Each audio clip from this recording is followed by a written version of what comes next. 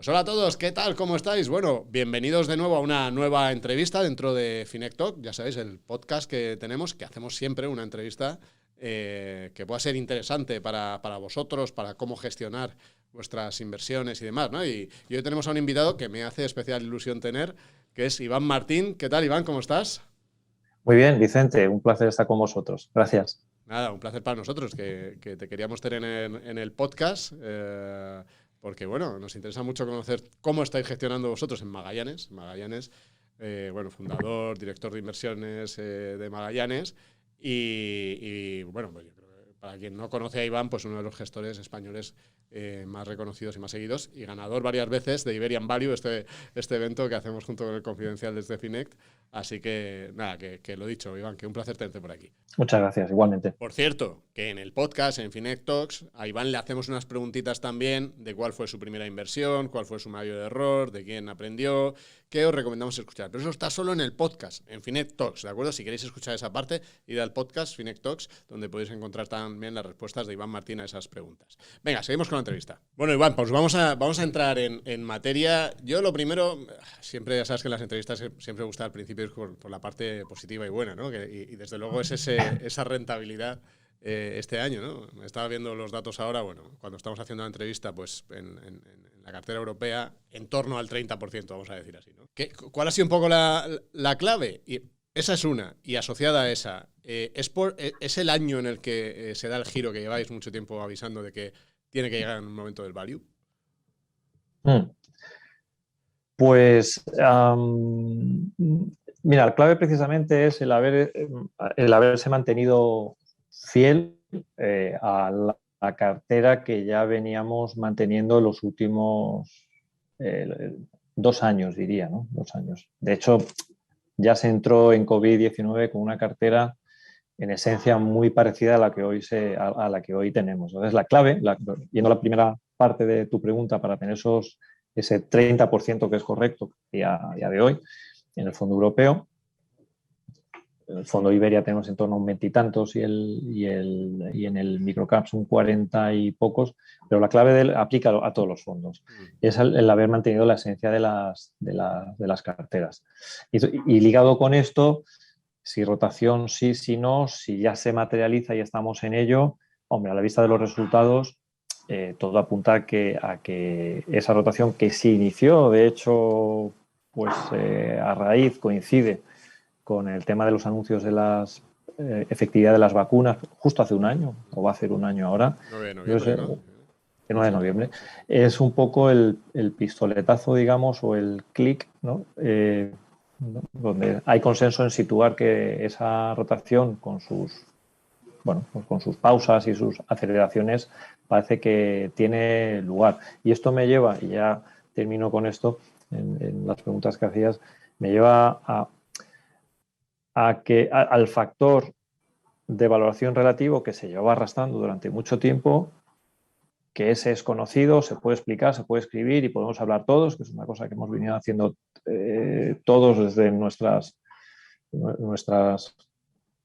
atalayas, digamos, nuestros centros de pensamiento, en todos los frentes, analistas, gestores, periodistas, ¿no?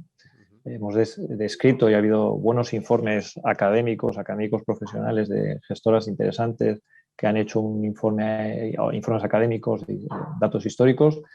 Y luego otra cosa es el cuándo, ¿no? Claro. Y esto tiene mucho que ver también con nuestra profesión, ¿no? Pues estar en lo cierto, algo está muy caro, está muy barato, está arbitrado, no está arbitrado, pero lo que siempre está por resolver es el cuándo se materializa. Y eso, hoy por hoy, no hay una respuesta. Por eso es buena cosa pues ponderar bien las carteras, porque no sabes cuándo va a ocurrir. Cuidado con la situación de deuda, cosas que tú puedes controlar porque puede durar muchísimo más. Nunca sabes de lo que tú tienes en la cabeza. El catalizador, dice en el mundo anglosajón, el trigger, que es el catalizador, lo que dispara, lo que desencadena que algo que se puede observar y medir se desarrolle, ¿no? Y eso fue pues, la aparición de las vacunas. Entonces, pensando un poquito a futuro, tiene mimbres como para seguir haciéndolo bien, tipología de carteras como la nuestra, barra inversión en compañías de valor. Y ahí asociado a Europa, ¿no? Porque yo no sé un poco a nivel emociones a veces, digo, porque yo me Sí. imagino que como gestor especializado en la región, aunque luego la mayoría de las ventas vengan de otros sitios que no son Europa, de las compañías que tenéis en cartera, ¿no? Es cierto, eso es cierto. Claro, pero el machaque continuo de Europa está atrás, Europa tiene menos potencial, bueno, tiene mayor potencial de revalorización, pero no hay manera, Europa es un caso perdido.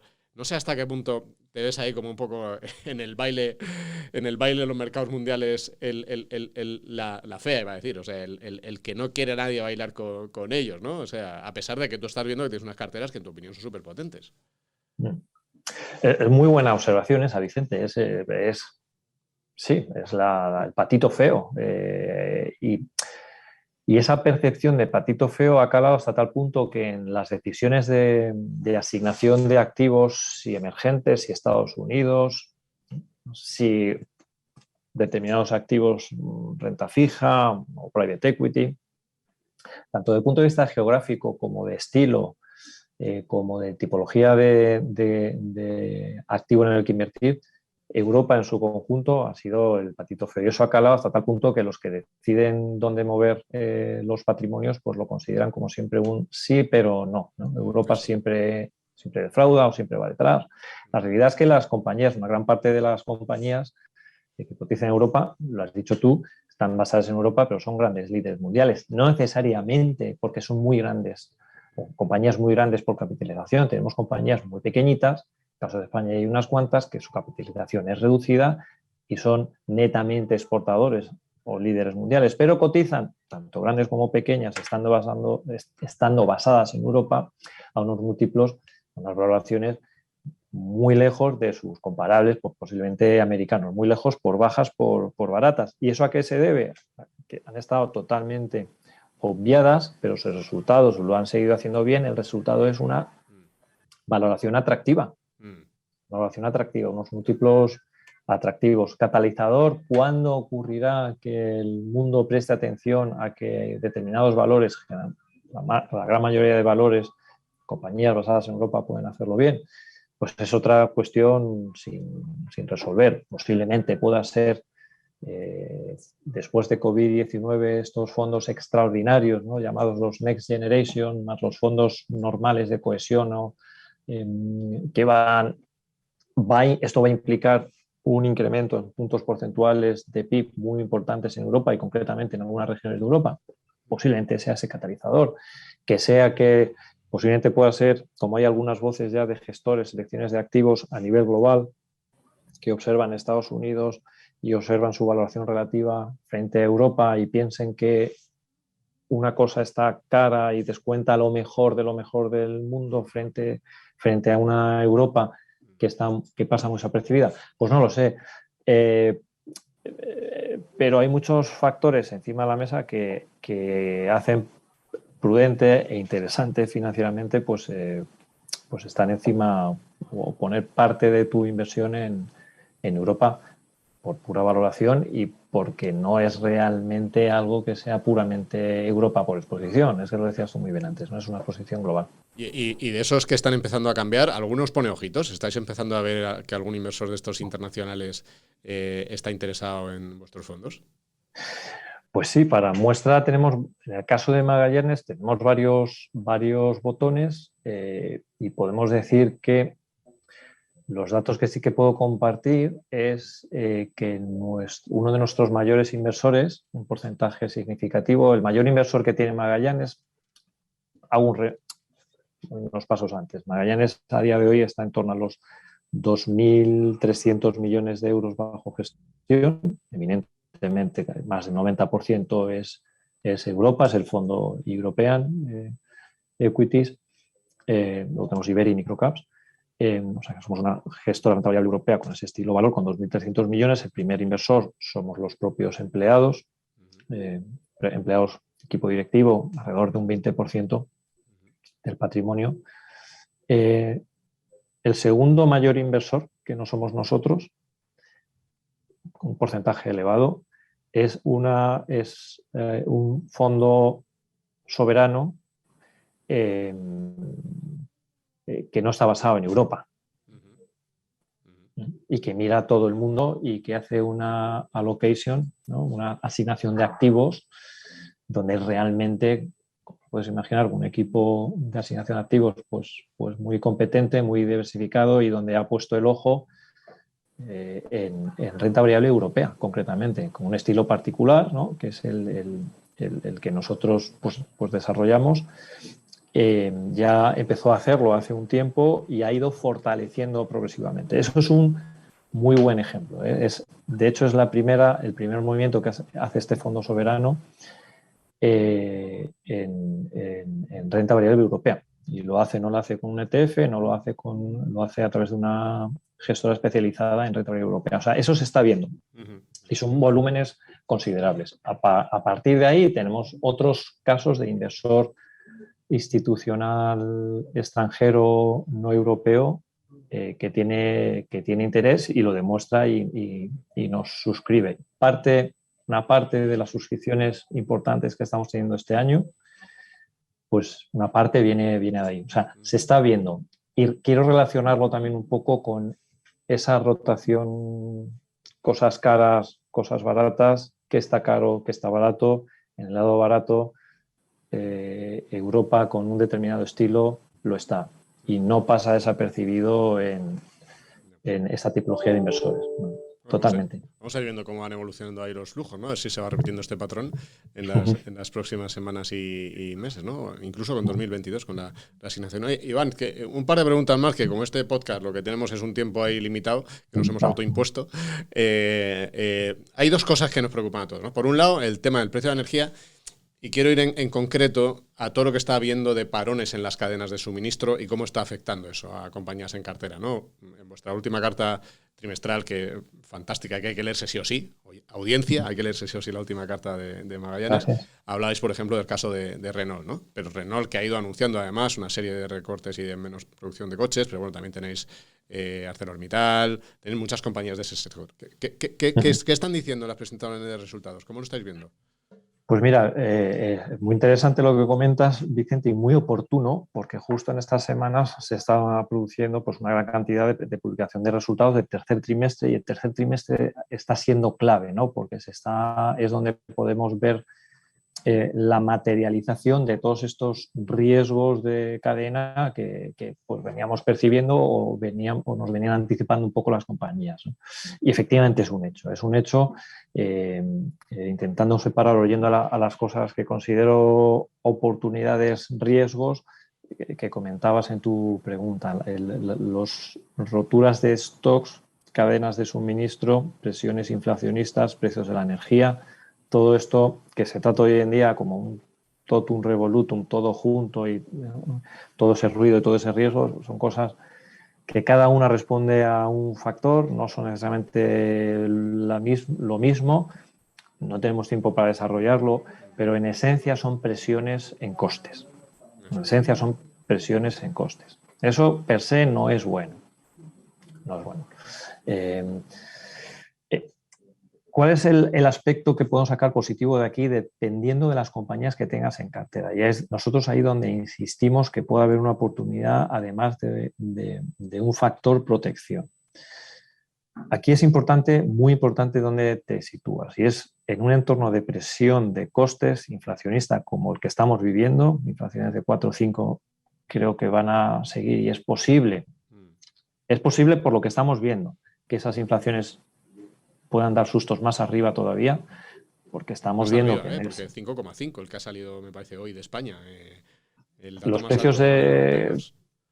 Sí, los precios de producción, de materiales intermedios, de productos intermedios, las subidas que compañías que tenemos en cartera están experimentando y que están trasladando, no son de 5 ni de 6, son de 10, 15, 20, incluso 30. Incluso una compañía nos hablaba que un producto químico que necesita para elaborar su producto final les ha subido un 100%, les ha doblado.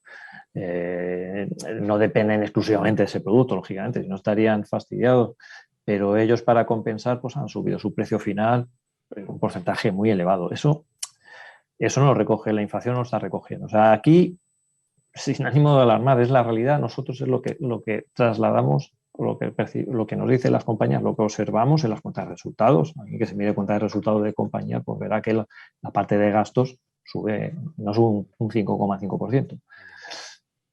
En la parte de ingresos están capaces de acompasar o incluso más que compensar, protegiendo márgenes o haciéndolo subir, subiendo precios. Ahí, entonces, eso no es que vendrá, es que está ocurriendo. ¿Por qué creo que es una oportunidad? Es una oportunidad para colocarse, situarse en aquellas compañías que en un entorno de inflación lo hacen bien porque lo originan, un ArcelorMittal origina ese incremento.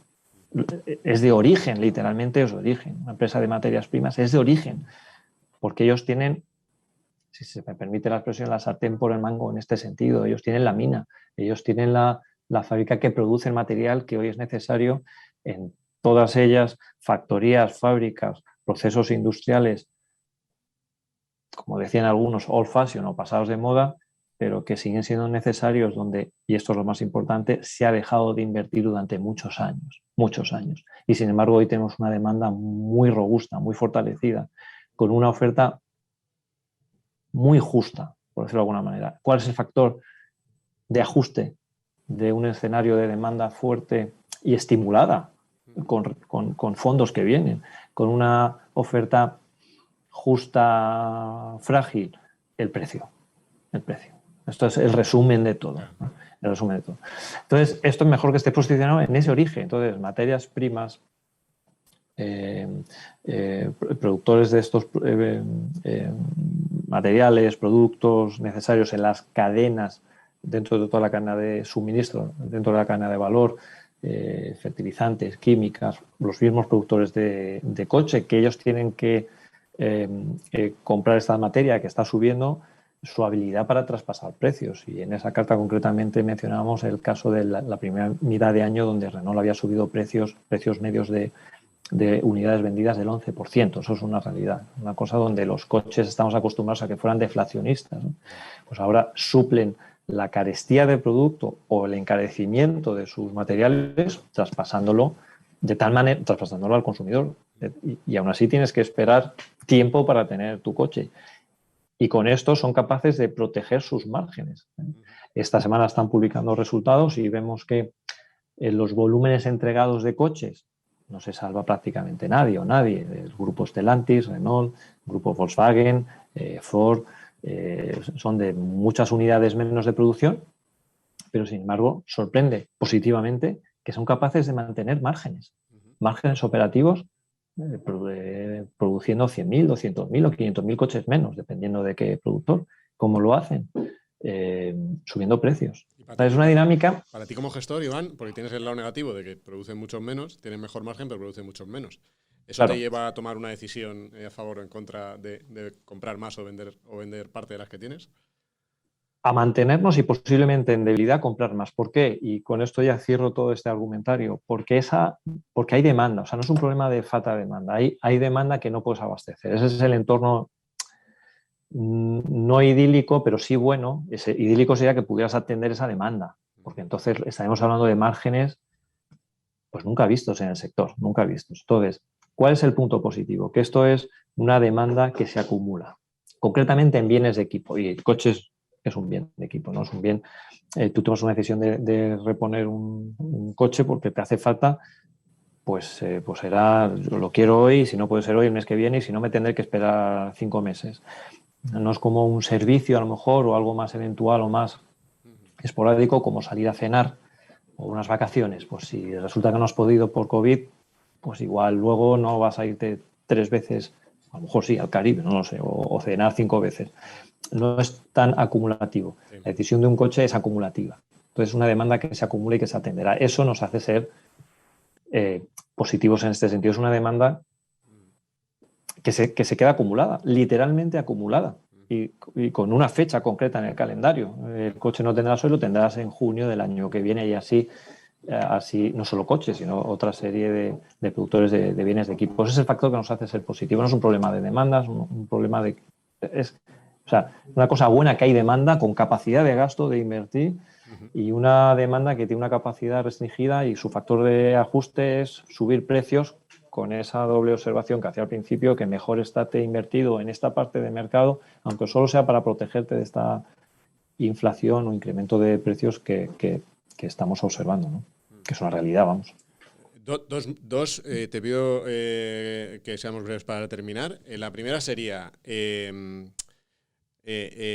habéis movido muy poco, digamos así, la cartera. Habéis tenido una gran estabilidad en la cartera en los últimos años. Yo creo que probablemente seáis el de los gestores españoles con una mayor consistencia, digamos así, con una menor rotación en los últimos años. ¿Está cambiando eso ahora con todo este escenario que estás comentando?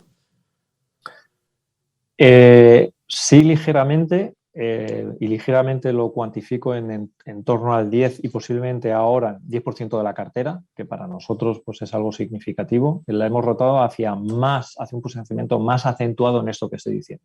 Un mundo más activo, más inflacionario, con mayor actividad. Por eso hemos comprado algo de aerolíneas, hemos comprado cosas relacionadas con turismo, autogrill, ¿no? en Europa, y bancos. Y bancos es una cosa que ya iniciamos a principio de año, está funcionando y es muy de la tesis de un entorno más inflacionista, con expectativas de posiblemente subida de tipos, o si no suben, por lo menos que no sigan cayendo. Y es una cosa donde posiblemente pueda seguir habiendo oportunidades. Y la última, yo cuando hablé contigo, me parece, antes de verano la última vez, eras muy positivo con las economías, porque decías precisamente la recuperación y todos los estímulos que estaba viendo. ¿Te está cambiando, escuchar a una compañía que le suben el precio un 100%, esta sensación, este vértigo ante el aumento de los costes, ¿te está cambiando ese optimismo que tenías sobre la evolución de las economías? No sigo siendo positivo porque los datos están ahí y lo que observamos, que es en lo que yo más me fío para hacer mis tesis de las compañías, está ahí. No es por falta de demanda, no es por falta de estímulo, no es por falta de capacidad de gasto, de capacidad de inversión. La hay a unos ratios pues, prácticamente de máximos, no sé si históricos, pero de los últimos años, con inventarios en mínimos, los factores, los mimbres para que haya recuperación muy por encima, para que haya un crecimiento de Producto Interior Bruto muy por encima pues del doble y en algunas economías del triple de lo que llevamos teniendo durante 20 años, está ahí. Factores de riesgo que se han acentuado son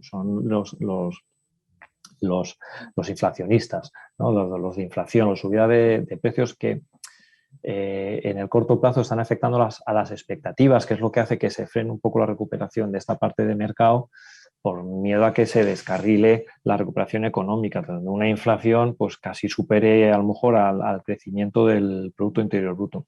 Yo creo que esto es una cuestión de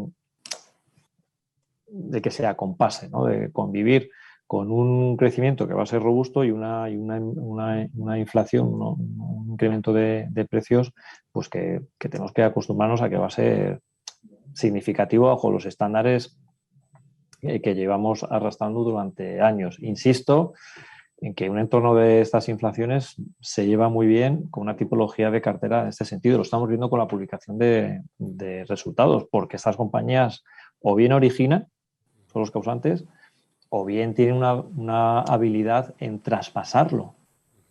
Y eso no lo pueden decir otras compañías u otros activos, que no es el caso porque no nos aplica a nosotros, pero sí que es protagonista porque hay muchos miles de millones, billones de bonos cotizando a cero en negativo. Ahí hay un factor de riesgo capital, importantísimo en mi opinión. Fíjate, un 5% de pérdida en los últimos 12 meses real para quien tiene un activo al 0% o tiene el dinero en liquidez. Totalmente. O sea que... Bueno, Iván, pues te iba a pedir un consejo para terminar para los inversores que en este contexto, pero lo acabas de decir, ¿no? Pues tener ese tipo de carteras, ese tipo de compañías que se benefician de la subida de la inflación. Sí. Así que, bueno, pues te agradecemos un montón que hayas estado hoy con nosotros dibujando este escenario, efectivamente, con retos que se ven ahí en el horizonte. Sí, claro. Importantes y veremos cómo acaba esto. Muy bien. Pues nada, oye, que muchas gracias. Siempre de verdad es un placer estar con vosotros, Vicente, y nada, mucha suerte con todo y lo que necesitéis. Un abrazo muy fuerte. Muchísimas gracias, Iván. Ya sabéis, a los que habéis visto esta entrevista, os agradecemos, y a los que habéis escuchado el podcast también, os agradecemos ahí si compartís la entrevista, que le llegue esta visión de Iván a más gente. Y también, por supuesto, si estáis viéndolo a través del vídeo de YouTube, pues si le dais un me gusta, si os suscribís al canal, activáis las cositas, ya lo sabéis. Así que muchas gracias a todos. Nos vemos en la siguiente.